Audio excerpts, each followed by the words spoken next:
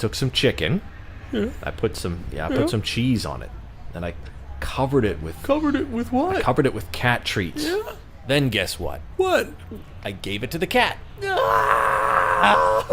Our brand new CNN poll releasing right now shows a deepening Biden slump.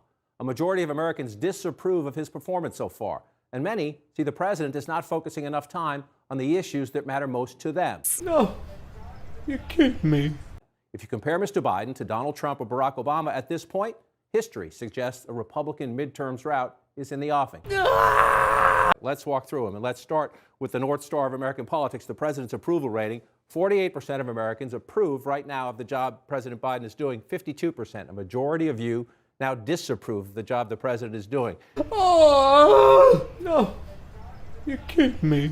Here's another way to look at that. As the disapproval goes up, look at this. Back in March, 4 in 10 Americans disapproved. Now a majority, 52%. You see the steady progression rise of the president's disapproval rate. That's one way to see the intensity is on the other side. You might have just seen that last Tuesday's elections. The intensity is on disapproval. Here's another way to look at it.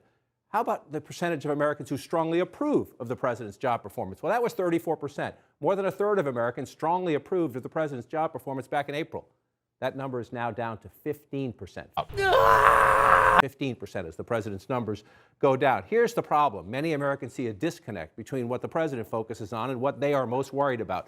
42% of Americans say, yes, the president has the right priorities. But look at this number. Nearly 6 in 10 Americans think the president is not spending enough time on the issues that they believe are most important to the country. Nearly 6 in 10 Americans believe that. And here's how the divide, if you look at it, if you look more closely at that number. Yes, the president still has strong approval among Democrats, but even among Democrats, members of his own party, those who believe he's focused on the right priorities, down from 90% in April to 75% now. The president also is losing the middle of the American electorate. 52% back in April said the president had the right priorities. That's down to 36% now. On a dip, he never had Republicans to begin with, but even that is down a little bit. Now, if you put these numbers to Team Biden, they would say this. Yes, we had a very tough year in the COVID pandemic, in a tough economy. Team Biden insists this will get better soon.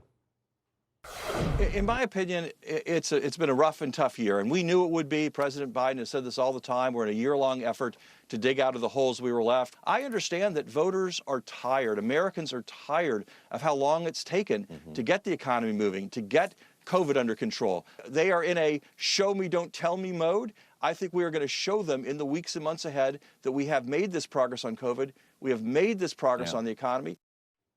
With me to share their insights and their reporting on this day, CNN Chief Political Correspondent Dana Bash, our Chief Congressional Correspondent Manu Raju, Zolan Kano-Young's White House Correspondent for the New York Times, and our CNN Political Director David Chalian. David, let me start with you. You're behind our polling here, and I just wanted to walk through some of these numbers. President's approval rating, majority disapprove. And then you look at the top issues facing the country right now. 36% of Americans say the economy. 20% say it's the COVID crisis. 14% say immigration. But 36 and 20 are the top two. Then let me blank this out. This is the two different worlds, the two different countries President Biden is trying to govern right now. Among Democrats, 34% say the coronavirus is still our number one challenge. If you look at Republicans, only 4% of Republicans say that. More than half of Republicans say it's the economy. And look, independents increasingly are siding with the Republicans. The president's having a hard time because he's essentially governing two countries. Yeah, I mean, these are Mars and Venus numbers in that way. And what you see in the numbers is that coronavirus keeps coming down all year long as the most important issue, as it recedes, as people are getting vaccinations and getting back to some semblance of normal life.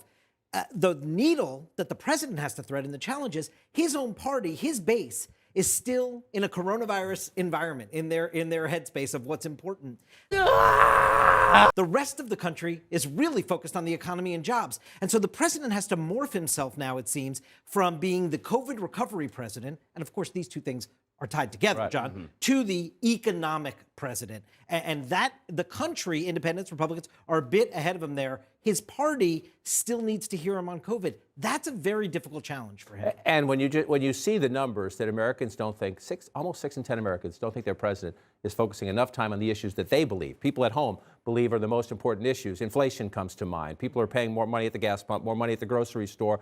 And the president's trying to do this one step at a time to get through his agenda, but there's a disconnect. There is a disconnect, and the challenge here is the president is obviously the two central themes, really, of the presidency, of their agenda. The focus thus far was overcoming COVID and also passing through the legislative packages that we just saw partially happen last week with infrastructure as well as the larger social spending package.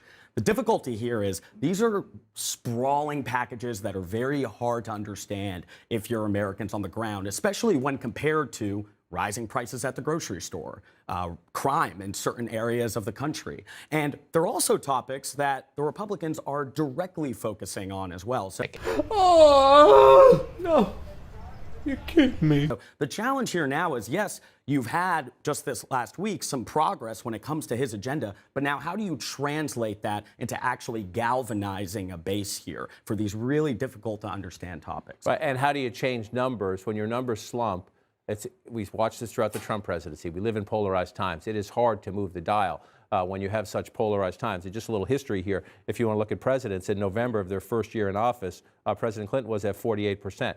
President Trump was at 36%. President Obama was at 54%. George W. Bush, 87%. That's after 9/11. So that was the anomaly year. The country rallied behind their president at a time of crisis. Now you see Biden at 48. The reason I underline these guys is lost the House, lost the House, lost the House in the next election.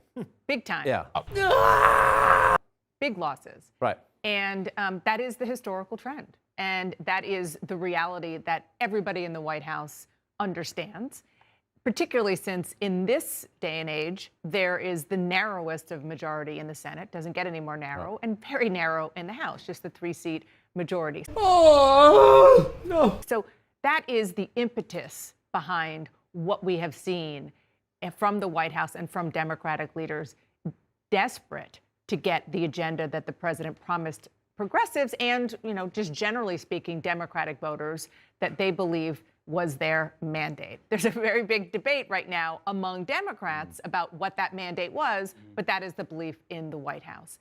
The thing about those numbers that fascinates me is that, yes, Ron Klain says that the American people are expecting them to show them, not tell them. But will these bills actually show them? I interviewed Jennifer Granholm, the Energy Secretary, yesterday. She says that there are bits in this infrastructure bill that is going to be signed next week that will actually deal with inflation, that will actually deal with supply chain issues.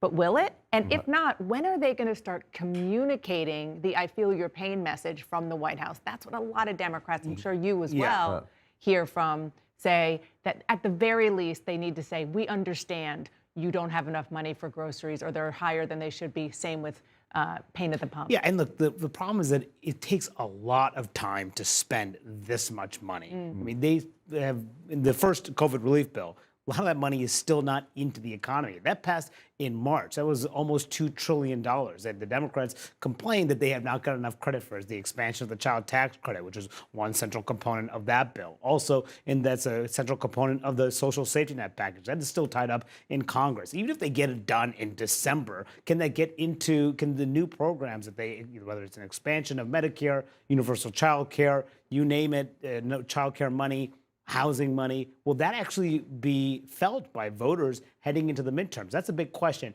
And the infrastructure package, too. Yes, it's a bipartisan achievement. It's one of the biggest infrastructure bills in decades, but still will take a lot of time to be felt on the economy. And it reminds me, too, so much of 2009. You showed the numbers of Barack Obama, losing 63 seats in the House in 2010. They were squabbling over Obamacare. It eventually passed in March of 2010. They lost the House. They almost lost the Senate.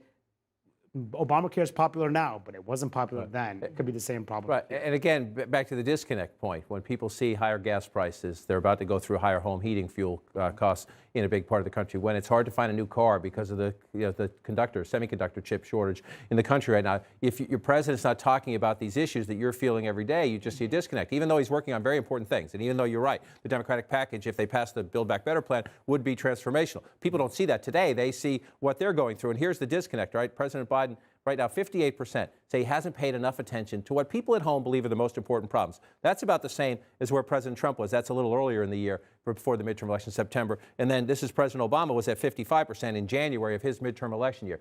Again, if the American people think their president is out of sync with them, they punish him and his party when it comes to voting. Again, if the American people think their president is out of sync with them, they punish him and his party when it comes to voting. Who let